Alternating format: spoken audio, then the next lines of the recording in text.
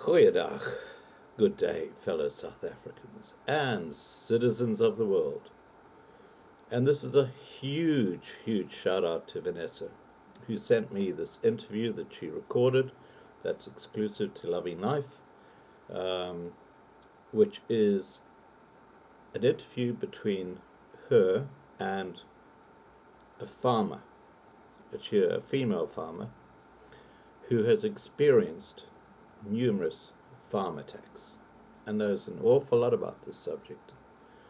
And she takes to task the misinformation and fake news of people on YouTube who claim that these are just random burglary attacks and not premeditated and have nothing to do with hatred or targeting and torturing white farmers in their farms. Now, it's interesting because, in particular, one particular name is raised, and that is Ronaldo. And the farmer lady here, who she's said she'd be very, very happy to debate this subject with Ronaldo, says he runs like a hound, but he pees like a puppy. You'll hear it in the interview here. And I'm just quoting what she says. She's basically saying he doesn't know what the hell he's talking about when it comes to farm murders. So here's an invitation to Ronaldo. If he wants to contact me, I will happily put him in touch with Vanessa, who is the lady who had this interview with Shirley. And you go for it. You talk to a farmer who's actually experienced firsthand the incredible impact and the devastating impact of a hatred-based farm attack on a white farmer. It's a very, very compelling video, this. I know it goes for 40 minutes. There's an awful lot of emotion involved, and I do apologize. There's some words during the interview which I'm leaving there for authenticity, but they're basically the raw emotions of this woman when she's talking about how South Africa has changed and how white South Africans in cities are living in this kind of cocoon of comfort when they don't realize that pecking away on the outside of that cocoon is hatred, and it's coming to them very, very soon, and they're totally oblivious to that fact. Now, I'm going to say no more. I'm going to attach the video here, and again, thank you so much, Vanessa. This is a very, very insightful, and you did a great job interviewing this lady, and she is a fantastic lady. She's a very, very strong farmer. So please remember to subscribe to be kept informed, and I hope you're having a great day. Bye for now. I should have videoed you because I would have caught you in the prime of that passion. But that's what I'm saying to you, Vanessa. I don't think people know what it's like to be attacked. Okay, video, please. And you have to make a comeback. Yes. And it is so hard. And it's hard to tell people it's a mental thing. When you see a farm attack, you smell that blood, you experience it, you see the bodies, you see the torture. But you've got a choice. Can you mentally allow those one or two or three people that have attacked you with hatred rule your life? God never put us here for that. He's given us the strength to make a choice. And that is your choice. If you want to lie in ashes, it's your choice. My choice is not to lie in ashes. I don't have time for them.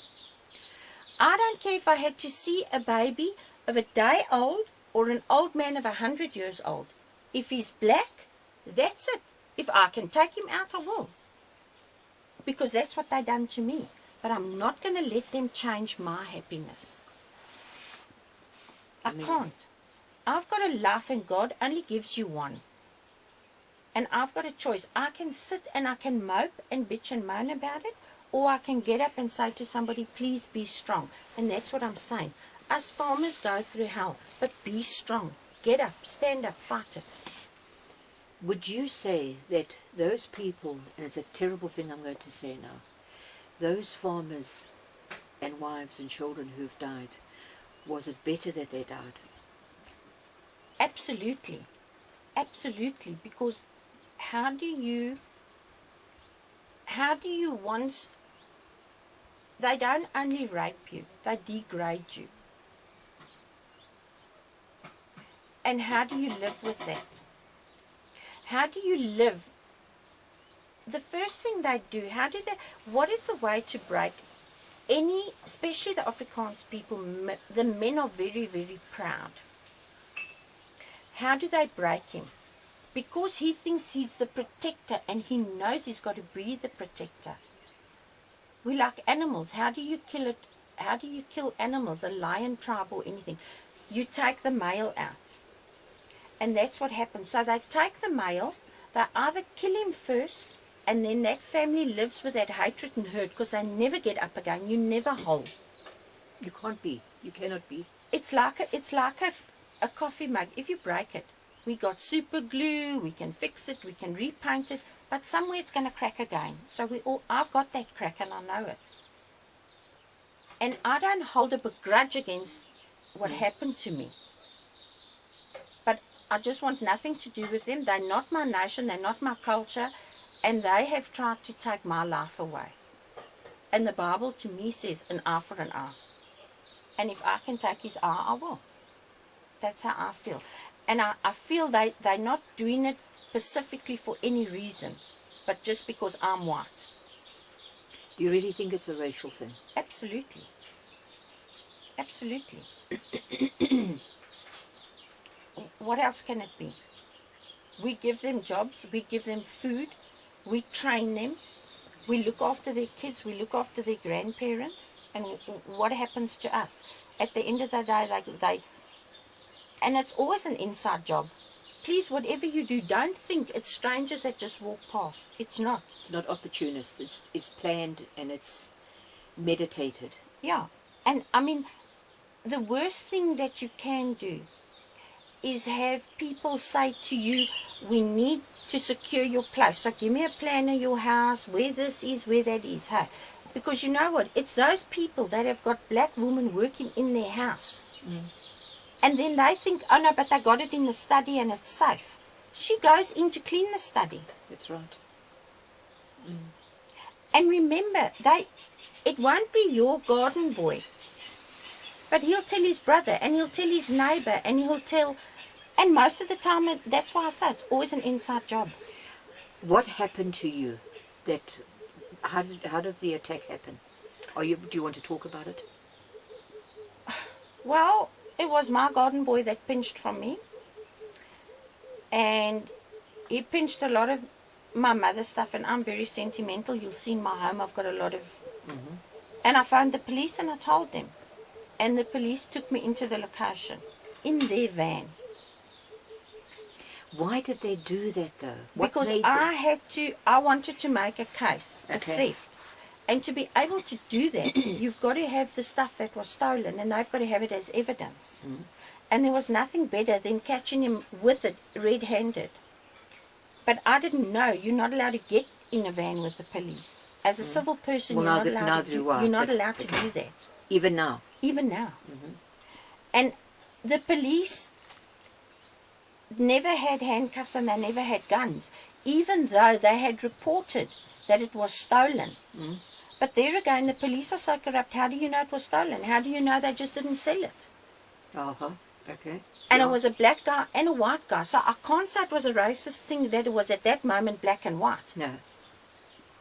But yet, both policemen, the white guy was eventually caught for fraud and put into jail. You're joking? No, I'm serious. And the black guy, he was beaten up by his own people. He was chopped up by his own people. And what happened after that? When you went to the location? They attacked us. And I don't remember. After he hit me with the pipes and everything, I don't remember. I blacked out. I don't know how we got out there. I don't know. I can't remember. I don't know whether it's a mental thing that I've blocked out. They've tried hypnosis on me, and I don't believe in hypnosis, because if God puts it in a dark place, why do you want to go and put a light on that dark place?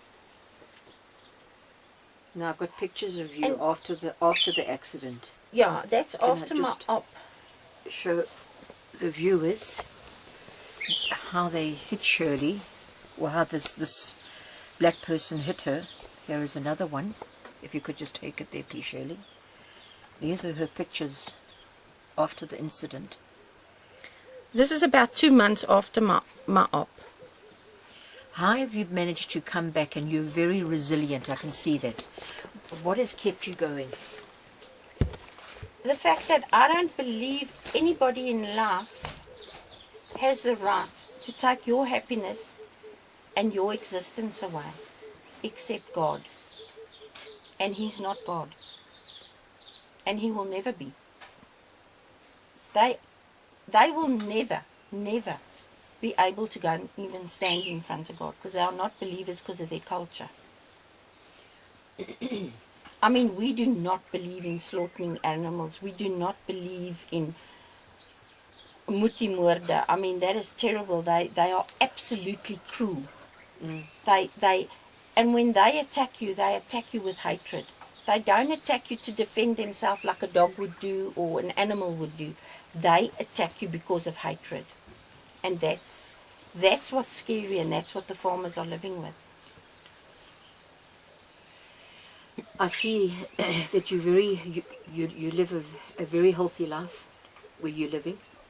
For obvious reasons, I'm not going to say where you're living. You've got a beautiful home. Thanks. And I think that you look very happy now. I am. But I'm sure sometimes you must think about it, go back and think about it. Does it play on your mind? It always does. Mm-hmm. Do you live in fear? I don't live in fear. Because what happened, I actually realized you can only die once. And if it's your time, you will go. Because according to law and according to the doctor's knowledge, I shouldn't be here. So I must be here for a reason. Mm. I mean, with my hijacking as well. And that is something a person's just got to learn to live with it.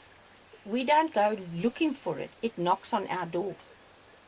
And that's what people don't understand. And how you're going to handle it is up to you.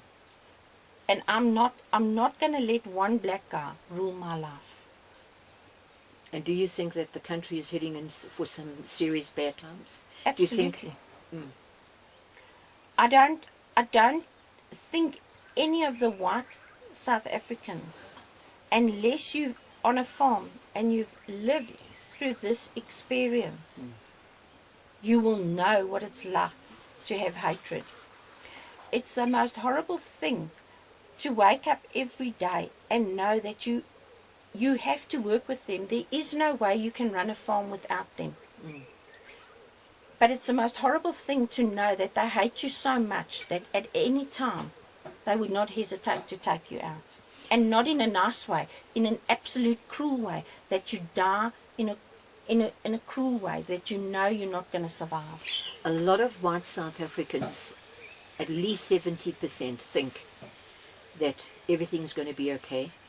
And our Rainbow Nation has never disappeared. It's always been there. And yeah, we're going through a bit of an economic crisis. What do you see happening? Because a lot of white people don't want to know about getting ready or preparing or arming themselves. Okay. Everybody talks about a Rainbow Nation. Mm. Do people really look at a rainbow? Because where do you find white and black in a rainbow? Very good point. Very good point. And what lives at the end of the rainbow, we all get taught? The little trolls with the gold. Mm. So there is no Rainbow Nation. And there is just nothing like that, and it's never going to be. And black is always going to hate white, and white is always going to hate black. And it's not only in South Africa. It's just our hatred is different. Absolutely. America was the first people that had it. Look at the Negroes. I mean, the Negroes, it doesn't matter what you say. They are far more educated than our blacks will ever be. Absolutely, without a doubt. They're a different type of black person. Yes, and what has happened? Our blacks now have got our country because we were stabbed in the back. And now... But who stabbed us in the back? Our own white people. Our own white people, our own government. That's right. And that is a problem. Yeah. And the blacks in South Africa do not have the knowledge to run anything because they don't know how to work with it. And that is a problem.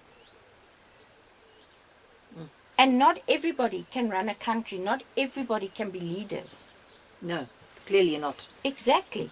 And how do you take Mandela for an example? Everybody thinks he's the father of the nation. What nation? We were never a nation. Exactly. And how do you take somebody that tried to kill whites and make him the president and the gatekeeper over whites? You see, that's the problem, Shirley. So many people forget what he did, why he went into jail in the first place. Because what happened is Mandela is used as a mascot in the ANC, and they keep regurgitating this Mandela over and over again. And I've picked it up as well. It's dangerous. And he was a terrorist. Now he is... Look how the world loves him. Look how... Freedom Day. Even overseas celebrate Mandela Day. What is it? Mandela Day, not Freedom Day. But that's easy for overseas to celebrate anything because they're not living it. No. If you're not a farmer, please don't talk about farming. If you've never been in a farm attack, please don't tell somebody that has been there. Forgive him, be kind, understand. But the world says there are no farm attacks.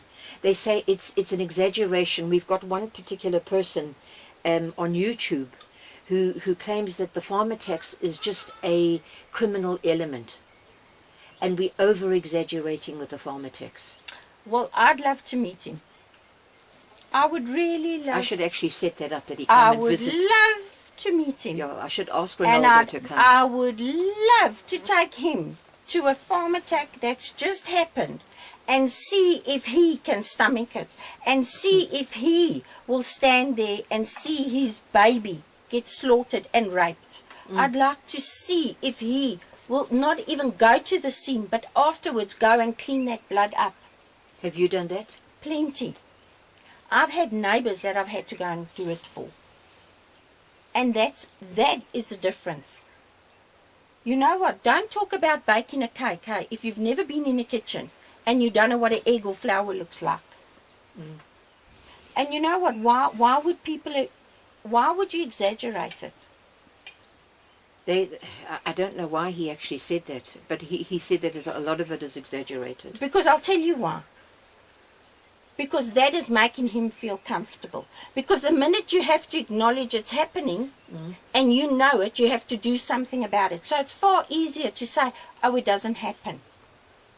It's far easier to turn a blind eye. It's far easier with these farmers that are really going through hell with the drought. Still to have the government against them. That's right. How many farmers are in this area, do you think, are going to not be able to continue farming? Well, right at the moment, by the end of March, I'd say about 57. And that's a lot. It is. So that's 57 farmers who weren't producing food for the majority of the people who happen to be black. Let's not forget we've got 3.5 million whites, maybe 60 million blacks. And what the world doesn't realize is that it's the white farmer who's feeding the black man. But it's the white farmer who's been persecuted. Why is this going on? I mean, don't people sit up and take note of these things? No, because the minute you sit up and you take note, you're going to have to do something about it. And why would you want to do something about it? Now, the cat that slept with us last night. Tell me about the cat. Well, I work for Paws and Claws and I rescue animals. And I have a Bengal Mancoon cross cat that I rescued. Its owner was in a farm attack, and the husband was on the fields, and the woman was killed. And when the farmer came back, he found his wife dead, and he found the cat in her blood. Now, the cat also slept on my body most of the night. He might have gone to another room. Very insecure cat. Absolutely, he's going through trauma. I can pick it up. And I'm trying to get him out the trauma. I'm trying to give him a better home. I'm trying to make him trust people again. And that's the problem. People, it's not just people. It's animals. It's another farmer taken out. People talk about the word farmer, and people have got a misconception that a farmer is an Afrikaans person. It doesn't mean that.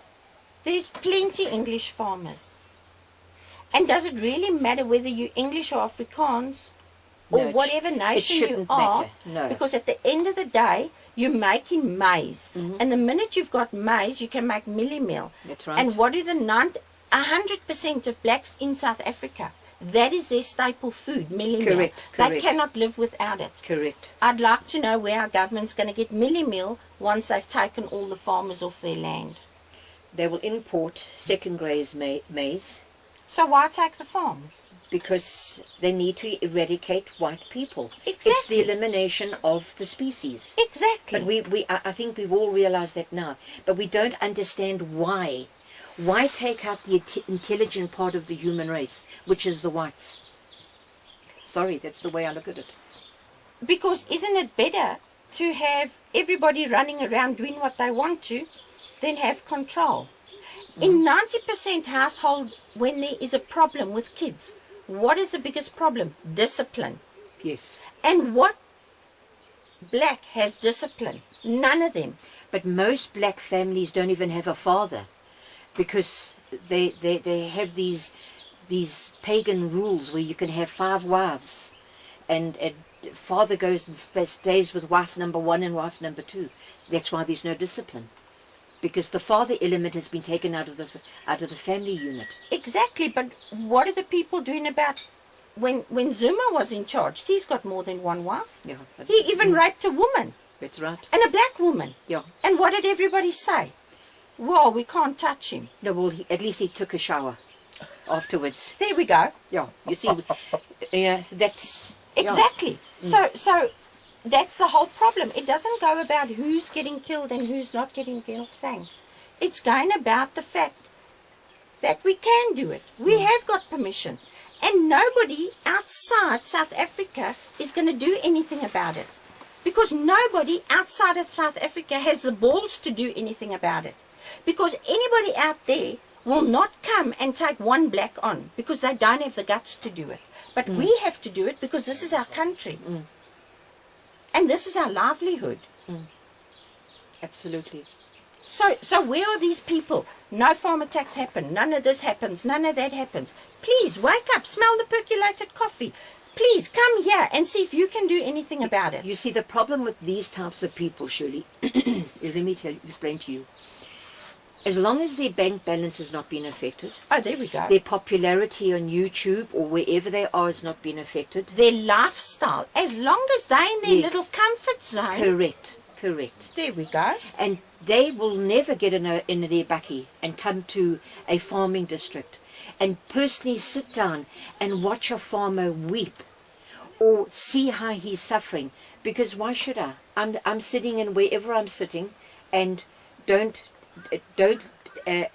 what's the word I'm looking for? Disrupt my life, My lifestyle and my comfort zone. Correct. And this is what I find in this. We city dwellers have got no idea of what is going on in the farming. And this weekend has been a wake-up call for me. It really and truly has. Let me tell you something.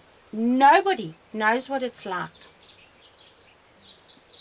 You city dwellers are under a misconception that you go into Woolworths or Checkers or wherever you go and you buy your meat. We have to see that little calf is born. We have to see that he's inoculated against all the diseases. We had the best place called Onderstepoort where they used to make the inoculations. The blacks have now got honest to put. Our animals aren't getting inoculated. They're dying. They're getting foot and mouth disease because of there is no inoculations. Why are they? That's why. No, it's fine. It's fine. And you know what? When you don't know how to do something and you're an amateur at it, hey, give it to somebody that knows. Learn from somebody that knows what they're doing. And they don't. So not just the farmers are being affected, even the animals, because they can't get fed. No. But if the farmer can't even feed his own animal, how can you feed a nation? Exactly. And you know what? We whites are suffering now. But let me tell you something. The blacks are going to suffer even more because there's going to be no maize, there's going to be no food, there's going to be no anything. And the farmers are not only battling the elements of no food, no rain, no anything, hey. They're now battling the government because there's no inoculations. There's just nothing. There's no help from anywhere. I mean, now they keep a place like SIA in the freaking air. What about the fucking food on the plate? You were talking yesterday about having to, when you see a cow, and tell me about that. Yeah, it's very hard, so when you got to go out and shoot your animals and you've spent your life bringing him up and he's done because of blacks thinking they know what they're doing, and us as whites have got no power to do anything about it, and a black doesn't know how to do it. We run a farm. We wake up and say, today we have to inoculate these cows against this and this and this disease. But a black cannot think that far to know that he's got to inoculate animals. What is he used to? What do they want to do on the farms? They want to take a farm and put 5 or 6 families there, and each family is going to go grow his own little 3 millies. How the fuck are you going to live on 3 millies? Have you had to shoot your own animals? I have. And that's why I don't farm anymore. And all the shit help that you're getting from the government is such a bullshit story. Farmers are getting help from other farmers. I realize the farmers that grow maize and wheat and stuff like that are feeding the animals. Where's this government help? Please. You know what it is at the bottom line? Money. As long as these flippin' white people have got their pockets lined by a bloody black, he will not help a white. Money. What rules us at the moment? Money. And a black cannot work with money. He doesn't know how. And if you want to know why I'm saying that, hey, go and have a shop and sell something to them. They'll come in with 100 rand. Then they want a packet of chips. You sell them a packet of chips. You give him his change. He looks at his change like a little flippin' animal. And then he'll say, oh, but now I'll buy myself cigarettes. Then he buys himself some cigarettes. And you bring it up and you give him his change. Then he'll look and he'll say, okay, now I'll buy some meat. Then he buys some meat and you give him his change. And then he'll look and say, okay, now I can buy some milli meal. But they don't buy milli meal because the white farmers give them milli meal for nothing. What about that? That's never taken into consideration. No. And what does Kusata and them all say? Oh, let's go out on strike. Have a minimum wage. Because of a minimum wage, there's 90% of them sitting in the location dying of hunger. Now, is your farming community united or are they split? We are absolutely united. But it doesn't matter how we're united. We've got not only the elements against us, we've got a government against us, and then the co-ops. And then we've got our own flippin' army supplying terrorists to come and take us out. So you're fighting all these elements. Exactly. How do you wake up when your animals are being slaughtered? Not even for meat. If they slaughtered it for meat and they were hungry, that's different. That's different. How are they killing them? They just, to get us whites back, they go in, they cut the cows at the back of the legs, the cow can't walk. You cannot fix a cow's leg. If a cow lays more then 12 hours or a day. You have to shoot it. It can't survive. It can't get up. So what do? What do they do with the sheep? I mean, they just slaughter them. They just cut their necks off and just leave them there. They are the most inhumane things you can ever think of. They pinch sheep at night, and a sheep does not, no sheep walks at night. So what do? They take wire and they stick it through one sheep's tongue. And then they put the other sheep behind that one and they pull that one so he walks, and he walks from pain. No. That's what they do. Then our government come and say, okay, but if your animal gets stolen, he's got to be tattooed. Where can you tattoo an animal? In his ear and under his tongue. What do they do now? They come on the farms, they cut their ears off, or they cut their tongues out, and they still slaughter the animal and leave it on your stoop. So what is the use? I'm actually quite, I have no question, because it's shocking. Well, I have a question. When are all these people that think we are talking shit are going to come and face us? They're never going to, because they're cowards, Shirley. You know that. Well, you know what? In front of the camera, they are very brave. And they can sit there with their vapes and talk and that. And it makes me very angry as well, because people are short-sighted. I'm a woman farmer. And I'd like any man out there that thinks he's got a pair of balls to come and face me and talk about farmer tax and farming. Not having his bloody steak and chips tonight because he doesn't know where that stuffing steak comes from. Come and face me. Come and do it. Come and do my job for a day. I don't even give you a week because you won't last. A day. A day. I'll challenge any guy out there. Any farmer. Yeah, unfortunately, a lot of liberal whites think like that. And most of our country is run by liberal whites. That's the unfortunate. We've got very few conservatives left in the country. What is another word for a liberal white? A coward. See, these are the ones who don't mind abortion and babies being ripped from their mother's wombs and you know what? It's time South Africa started to grow up and face our trouble. And it's time that these people that think they got all the answers, hey, they run like a hound but they pee like a puppy. You know what? Grow up. Come and face us. You see, we don't have a solution, do we? What is our solution? The only thing I can think of is protecting ourselves individually. Other than that, we don't have leaders. We don't have a Moses. Unfortunately we don't. But what is going to happen now? Now we're going to have elections. Oh, please. I can tell you now they're going to be rigged. Yes, of course I can tell you now. Yes. Because you know what? It's not a South African electing a president for South Africa.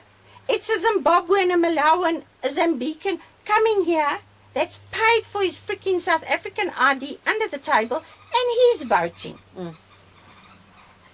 Absolutely. So that is it. Because we've got half of Africa living in South Africa. Exactly. But people don't realize that. Show me any one of these people, anywhere, overseas, in South Africa, anywhere. Show me one country that's run by a black that's a success. Please, show me one. Where there's no hunger, no fighting. Show me. Possibly Botswana. I'm just throwing it out there. No. No. What is Botswana? Most of it is a swamp. Exactly, but who's behind keeping Botswana? De Beers. Who? De Beers. De Beers. Okay, yeah. De Beers, yeah. And De Beers is white people. No, but we know, we actually realize, the people who understand realize that behind the ANC are white people. Oh, absolutely. Yes, we know that. Because the ANC aren't running this country. They're the puppets. But it's the white big bosses from the New World Order who are running things here. That's how I look at it. Yes, then we're coming down to not politics, we're coming down to religion. Yeah. And we don't want to go there. No. No. That's one place you don't want to go. No. Because Because it'll be a whole new interview. Yeah. Yeah. Because show me one black that can be a Christian. And I say that with all respect. Because he can be a Christian, but his brother might not be. And that's also not his fault. But if his brother is having a ceremony where he's going to give something to his ancestors, he's going to slaughter cows and that, he's going to go and have a feast with his brother. Correct. So how does it make him a Christian? It doesn't. You cannot mix the two. Exactly. Dark and light do not mix. Now I understand that. Yeah, I understand that. Exactly. How do you come to terms with something like that?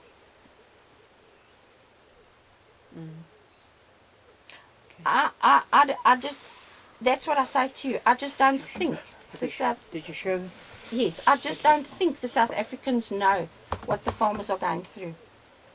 It's very cozy They've got for you. myopia. They don't want to know. As long as they're comfortable. And of course, unfortunately, we can't say, if only you'd listened, we told you so. Because what's the point in doing that? A lot of people are hoping, I don't know if you know this, a lot of South Africans are hoping that Cape Town will have its own little country and its own little flag and its own little currency. Similar to what the farmer told us yesterday about this section of the world. It's not going to happen, surely. South Africa is not going to be cut up into blocks. They're never going to allow that. We are dreaming. And we will never get our country back, surely. You know that. Oh no, that's a fact. We will never get our country back. It's over. And many people are going to die of hunger. Yes. Because, and I'll tell you what, 3-4 months max. Because for 2 years now, there's been minimum maize crops. And yes, what are they going to do? Import. But remember, imported stuff is not like South African stuff. South Africa at one stage was the richest country to export. But I asked this question last night, and 2 gentlemen answered me. If South Africa is on its way out, why would China then have gone and invested whatever amount of money she did to Eskom? Why would they have done that? Surely China's the first one to know if South Africa's on her way out. It doesn't make economic sense to me. So what am I missing? They're buying South Africa. What are you missing? They're buying South Africa. What you're missing is, it's not an investment. It's a bond contract. There's no investment. What was the value that China gave to Eskom? Does anybody know? I think 50 million. Okay. Or 50 billion. It must have been billion. I think it was 153 billion. And at the end of the day, what did Eskom do with it? Because we're still having load shedding. It's in Ramaphosa's pocket. Yes, no it is. And you know the funniest thing is, we've got the best universities. And what are they doing? They're striking at universities, burning it. How do you break a nation? A nation Chaos with and no education is not a nation. Chaos and anarchy. And that's what's happening. And you know what we're doing? We're turning into game. We're turning into, they say whites fighting blacks. It's like a lion eating a zebra. That's what's going to happen at the end of the day. And that's what's happening. Because the odds are stacked up against us. Exactly. We cannot win this one. When did all our crap start with poaching our rhinos and all this? When China arrived and when the blacks took over. When the blacks took over and decided the Kruger National Park doesn't need fences. Yeah. That's right. Yeah, remember that. That's when it started. And what is the worst thing? The rhinos don't have horn anymore. So what are they doing now? They're slaughtering our elephants. They can't get hold of a lot of elephants. So what are they doing? They're killing off our lions for the bones. How do you mean they're killing our lions off? the lions, they kill your lions, they poach your lions. Okay, I'm with you, yes. And for Muti, yes. No, but this is because the Chinese believe it can do this and it can do that and it can... If it was so wonderful, why we got doctors? True. And that's what's happened at the end of the day. South Africa has been sold through whites to other nations. And it's happening all over the world now. It is. We're just the guinea pig. Exactly. And I keep saying it's going to go to the shores of America. It's going to go all over the world. Well, Europe is finished. Europe is finished. Absolutely. Europe is I mean, finished. the funniest thing is, America has a lot to say about South Africa and how it's treated its blacks and whatever you want to call them or whatever we want to be called or whatever. But they're the ones that didn't want a black president.